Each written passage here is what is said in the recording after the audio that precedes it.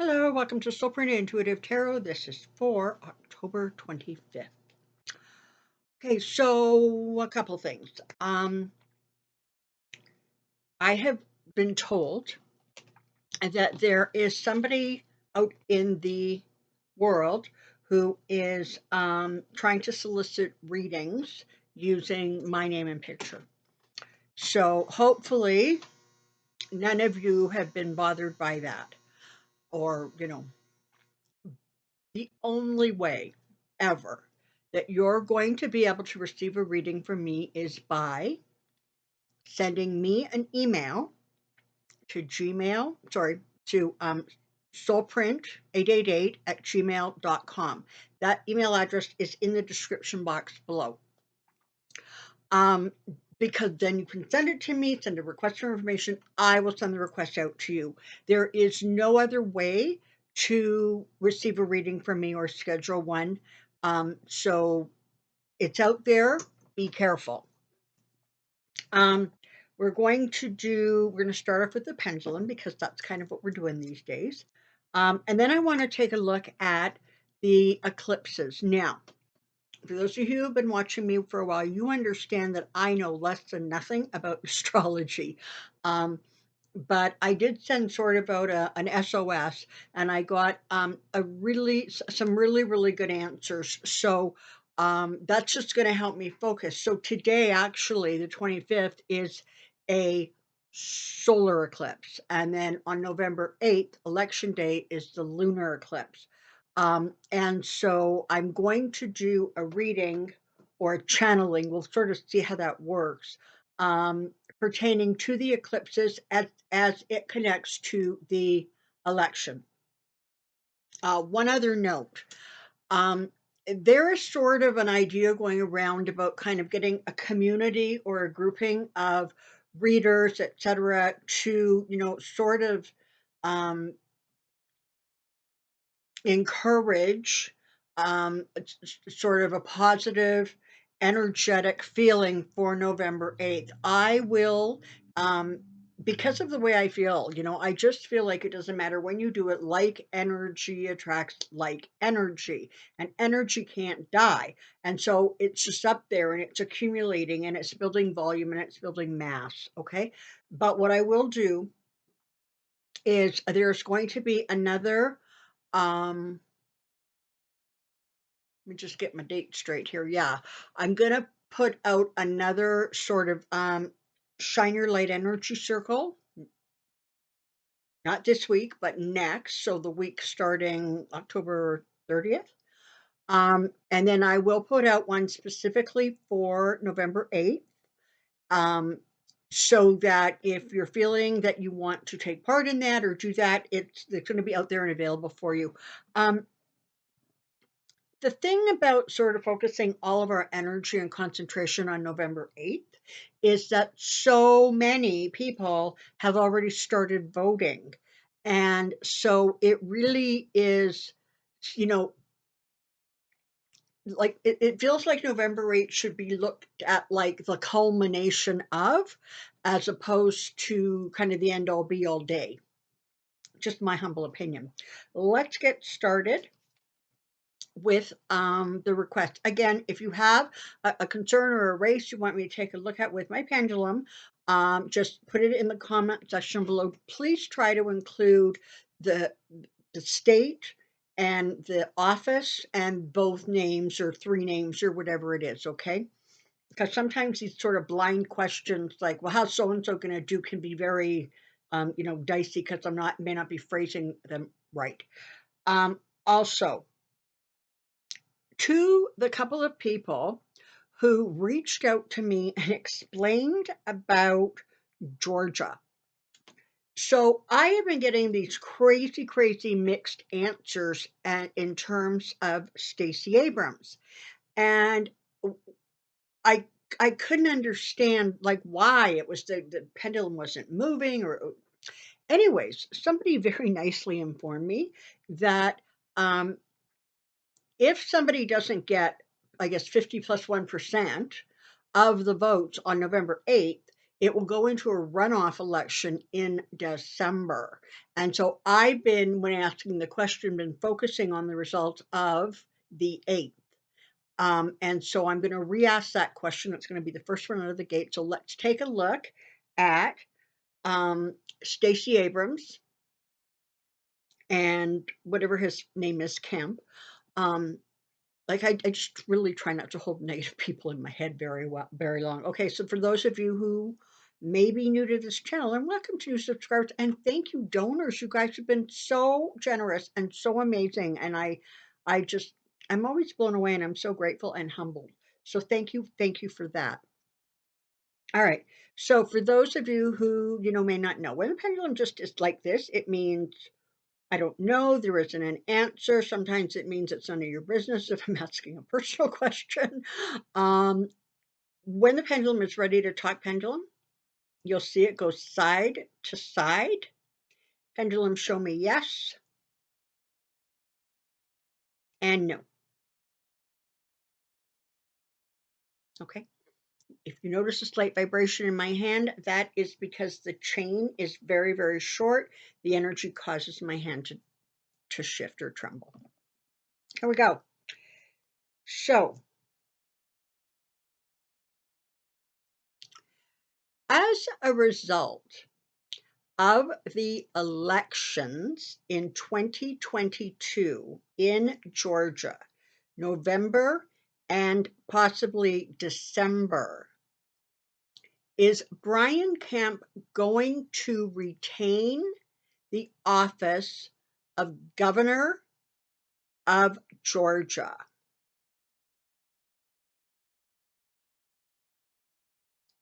That is a clear no. All right. As a result of the election and runoff election of November, December 2022, is Stacey Abrams going to be sworn in and seated as the governor of Georgia? That's a nice strong yes. So let's all keep our fingers crossed and send good energy, okay? Michigan, this is for governor. Gretchen Whitmer is being challenged by a Tudor Dixon. Is Gretchen Whitmer going to is she going to be reelected to her seat as governor in the state of Michigan?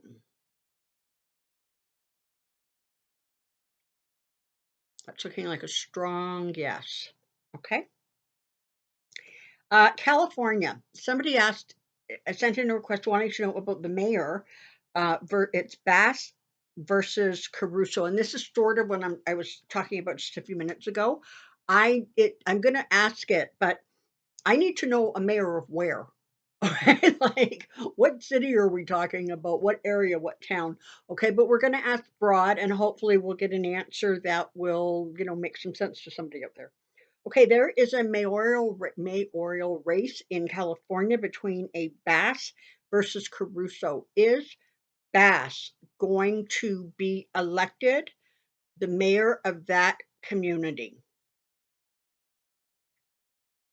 That's a yes. All right, let's hope I'm right. Here we go. Ohio. Somebody wanted to know about the governor's race in Ohio. So this is between a DeWine and a Whaley or a Wally. Okay, so here we go. Ohio governor, as a result of the election,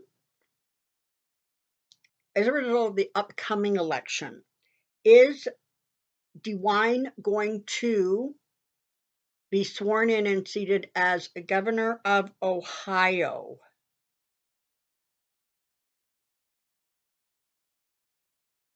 Okay, that's looking like a no.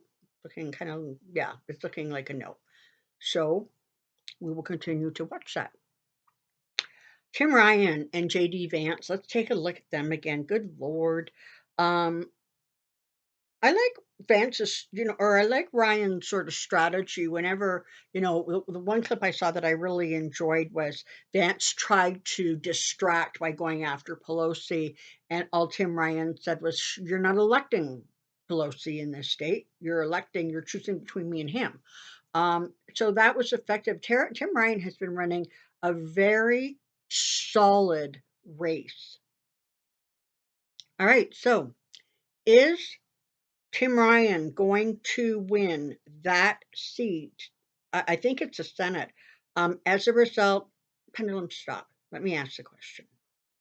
Um, is Tim Ryan going to win that seat as a result of the upcoming election? Will Tim Ryan be the winner? That looks like a pretty strong yes. Okay. New York Governor, Kathy Hochul and a Lee Zeldin. I think, God, sometimes I just can't even read in my own writing. Here we go. All right, so where are we? New York Governor, between Kathy Hochul and Lee Zeldin is, no, hold on. Try that again, shall we? Is Kathy going to become or retain, I don't know, the position of governor as a result of the upcoming election? Kathy, is she going to be the governor? Okay, that's looking like a pretty strong no. We'll see, I guess. Kansas, somebody wanted to know about the attorney general in Kansas. And again, this was some of those broad questions of, well, how's Kobach going to do? Well, I don't know. I guess we'll take a look, shall we? Is Kobach likely to win his election for Attorney General of Kansas? Is he going to win that race? Right now, that's looking like a no. All right. Washington State. So I understand Washington State. There's actually a race between a Patty Murray, who is an independent but kind of leans Democrat, or no, and she's the incumbent. That's what it is. She's the incumbent and is Democrat versus a Tiffany Smiley. Okay, so Patty Murray, is she going to retain her seat in Washington State? It's looking like a yes. Again, I don't know what position she's running for, so that's sort of a little up in the air. All right, so somebody asked about Virginia. So this is a Senate race between Elaine Luria and Jen Kiggins, or Kids. Anyways, so Elaine is one of the people on the January 6th committee, I think. Let's see how she's doing. Oh, hang on here. Sorry about that. Okay, so Elaine, is she going to win her seat?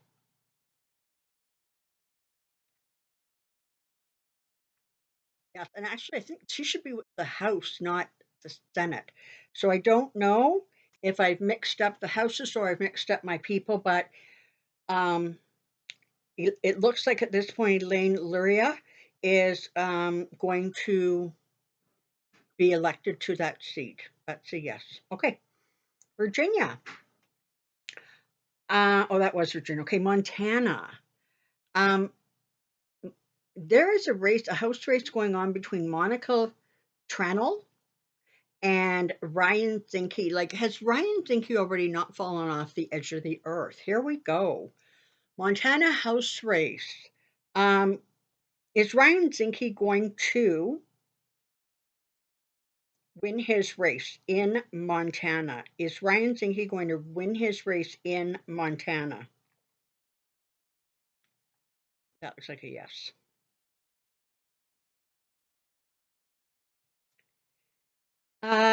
Kansas governor.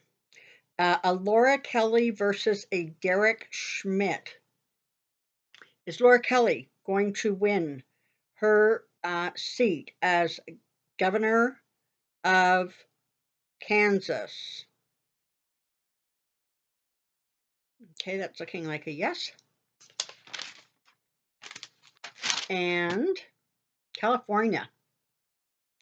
Again, I don't know what seat they're running for, but there is a race going on between a Max Steiner and a Doug LaMalfa. I hope I've said that even sort of close to right. Okay, so is Max Steiner going to win that race?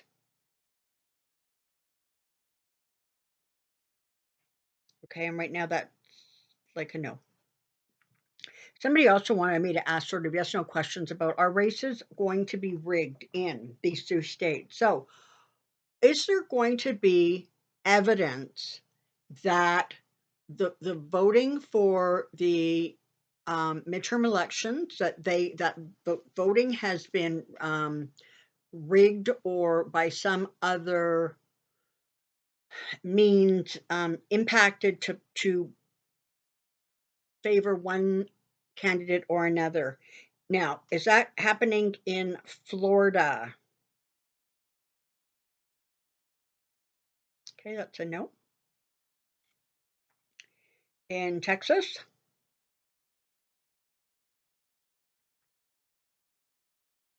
That's a yes. Georgia?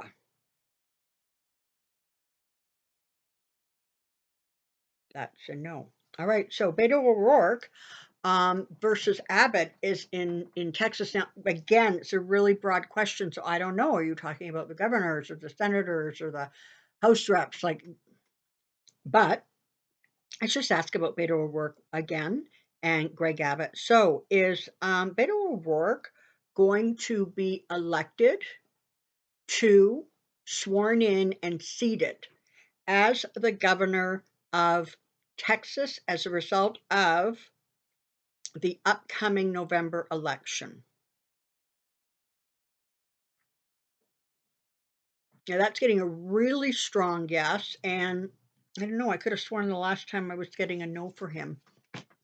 So let's see, energies do shift and they change. Part of the reason that I wanted to look at the eclipses is because, of course, they create a lot of shifts and changes. So I received this information from a wonderful, wonderful viewer who I am going to call. Hold on, I got to get to the end of it. MC. Okay. I got a few responses helping me to try to understand the eclipses. Hers was just sort of the most fulsome and easy to understand, I guess. So I'm going to literally read you what she has written here.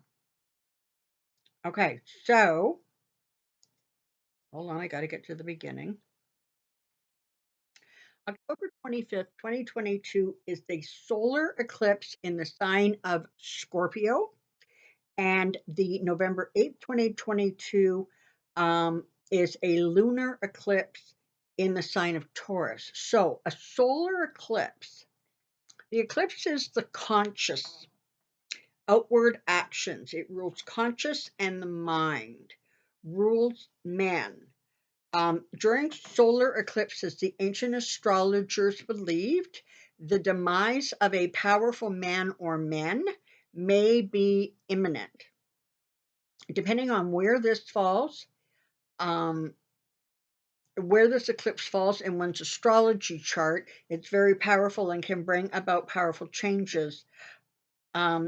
Their changes are always for the better in the area of life where your chart depicts. So she goes on to say, I'm very uncomfortable of the far right actions at this time, meaning there may be intentions to physically harm others and to become very radical. This is a lot of covert action, physically, or intentions to manipulate the voting. So it looks like this week There's going to be that sort of really disruptive energy um, going on. Okay. The lunar eclipse is an emotional eclipse. So this is voting day. And it's an emotional outpouring, and the moon rules women. What is one of the big things that have gotten women just fired right up? Well, you know what? It's almost all of the policies of the Republicans. And so that feels like she's saying, I know that November 8th is the voting date, but the emotional uprising among women has been heating up and will become more powerful and very evident by October 25th. I think when the November 8th ballots are counted, those who opposed Roe v. Wade will be absolutely floored, as the results will be shattering to them. The indications in the US chart is that there are subversive forces around, unknown deceptive practices, and powerful control behind the scenes. I think that due to this, a few of our favorite candidates may fall prey to this. I think that because of this pair of eclipses, the truth should be revealed, but it may take some time. The stars, however, cannot overpower our own free will, and so that's the will of the people as they're voting. So thank you, MC, for that. That was really super helpful. So this is going on really long, and I don't want this to be too long. So I'm going to take a quick look at, this is what I'm going to do. I'm going to look at the solar eclipse today on this video. And then I'm going to look at the November 8th lunar eclipse for the 8th on the video that comes out later on this week. For those of you wondering, the temperature did get cold. It's not quite as cold as we were expecting it to be. But there are rumors, and again, I'm recording this a couple of days early, but there are rumors that when you see this on Tuesday morning, I could actually have a dusting of snow outside my window. So I'm not thrilled about that. Southern Alberta has received a significant amount of snow over the last couple of days. Southern Western Alberta, right by those Rockies, has really taken a bit. It got tossed into winter as opposed to sort of gently ushered in. But typically, when we get snow like this early, it usually just sort of melts away. So let's keep our fingers crossed and hope that the little trick-or-treaters are not trying to climb snowbanks to get to their treats. All right.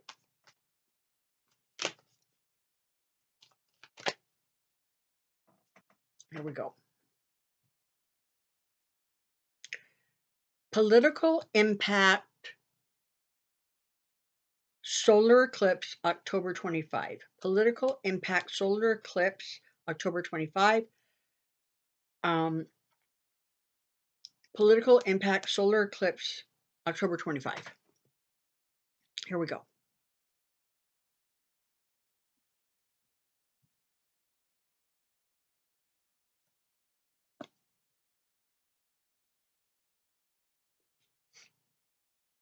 Okay. So you're going to see this week you're going to hear you're going to hear stuff about big donor donations or PACs that are withdrawing or pouring money in to specific races. There have been some races that the PAC that's most associated, for example, with Mitch McConnell, is pulling money from races that really don't look like there's going to be, a successful win for their party. Don't be surprised to hear more of that. The energy around this feels, I almost want to say sort of a cut and dry. It's like, listen, either you're making the grade or you're not. If you're not, funding's gone. And energetically, it feels very much as if people who have been just sort of watching to see what is going on. People who perhaps can early vote, but have just not done so yet. It feels like they are also going to start making some decisions. Part of what's going to happen is there is going to be an understanding this week about the fact that this country, your country, the United States, really, really needs to pull itself out of the sort of grip that it has been in. And you know what? Listen, I don't like Donald Trump kind of at all. But the problem with the Republican Party did not start with him, and it's not going to end with him. But there is an understanding that there really does need to be a very focused energy on pulling away from the direction that um, one party really wants it to go into, and we want it to continue moving forward into calmer waters, more reasonable waters, waters that just are fair and make sense for everybody. It's going to feel like, in some ways, you've got the King of Cups here. It sort of feels a little bit like there, for some reason, I want to say that there are going to be some situations that happen this week. Um, and I see this with male candidates where there is sort of like I don't know, like aggressive or emotional outbursts.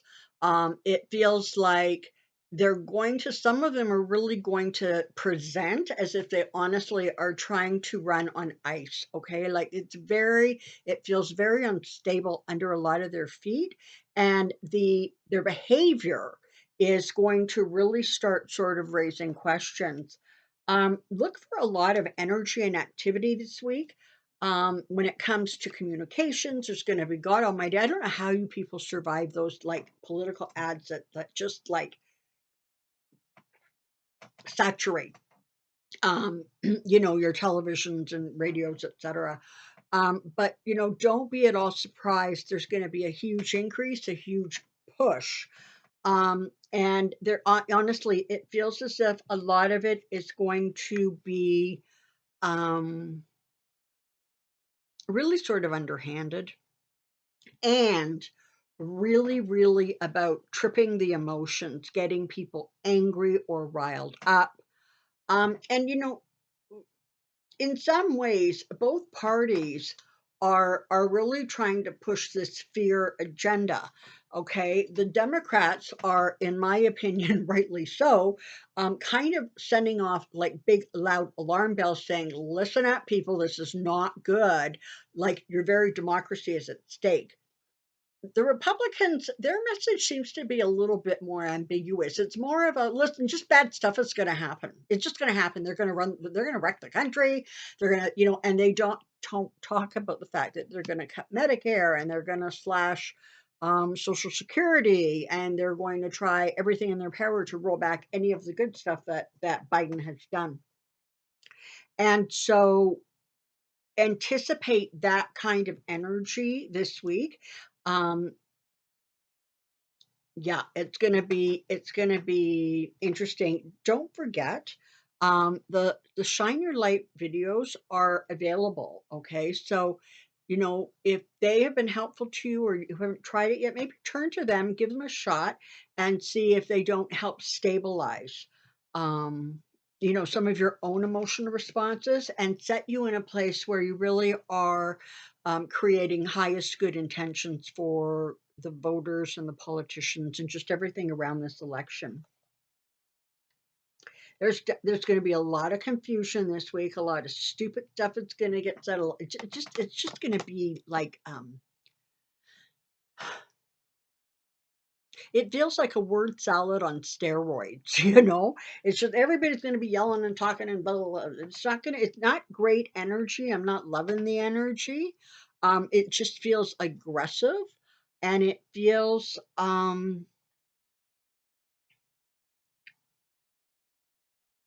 thank you.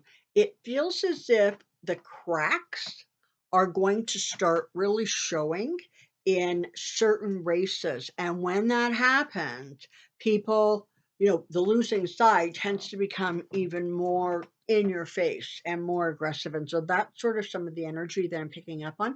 I really like the Queen of Wands here because what it does is it really is about bringing forward that kind of female energy, the female sort of common sense, the females who are looking at issues pertaining to, kitchen table issues, pertaining to their lives, their daughters, their grandchildren, in terms of the freedom to make choices. Women are going to have a very, very powerful voice as we move through the tail end already of this election cycle. So don't um, underestimate the power of women in many, many ways. This is lovely. You have both the Nine of Cups and the Nine of Pentacles here. So this really is about the power of women starting to really, really ramp up. It's almost as if some of them have just gone, you know what, I have heard you just stepped on my last nerve. Enough. I'm going to vote right now. I can't take any more of this crap. There's going to be that kind of energy, but I also want you to realize that this race, this election, the big shift about this election is it is going to be really determined by young voters. And it's going to be determined by women who have sort of stayed out of paying attention to politics, who are now going to step up. The power really is with women asserting their independence, their intelligence, their voting power. This is a woman's election. And there's people who are concerned about the economy. Well, yeah, but again, that's a woman's issue, right? They're the ones who balance the books. They're the ones who, go buy groceries, plan meals, whatever, that entails, taking the kids to soccer practice. I don't know, whatever it is. Okay.